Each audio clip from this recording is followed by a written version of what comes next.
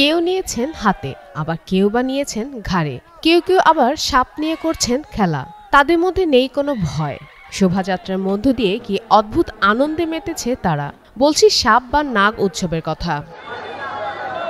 ধর্মীয় ভাবগাম্ভীর্যের মধ্য দিয়ে সম্প্রতি ভারতের বিহারের সমস্তিপুরে পালিত হয়েছে বার্ষিক নাগ পঞ্চমী উৎসব, যেখানে অংশ নিয়েছিলেন শত শত মানুষ।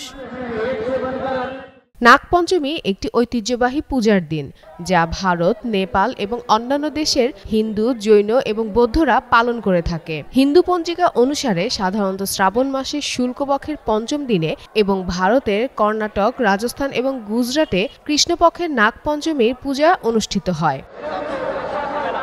উৎসবের অংশ হিসেবে রূপা, পাথর বা কাঠ দিয়ে বানানো সাপের মূর্তি কিংবা সাপের ছবি দিয়ে তৈরি নাগ দেবতাকে দুধ দিয়ে শ্রদ্ধা ভরে গোসল করানো হয়।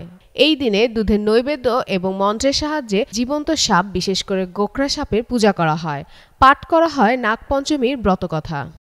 এই পূজার মূল উদ্দেশ্য হল পূজারীরা মন্দ কাজ থেকে বিরত থাকবে এবং খারাপ কর্মের অবসান ঘটবে। পাশাপাশি পরিবার পরিজনদের কল্যাণের জন্য আশীর্বাদ চাওয়া হয় এই পূজায়।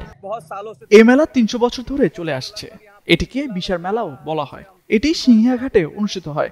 প্রাচীনকাল থেকেই এটি চলে আসছে। আজকাল সাপ কারো ক্ষতি করে না, এমনকি কোবরাও নয়। আপনি এখানে ক্রেট, ধামান সব ধরনের সাপ দেখতে পাবেন। কিছু ভক্ত এমনকি তাদের মুখে সাপ ধরে রাখেন বা তাদের শরীরে বহন করেন।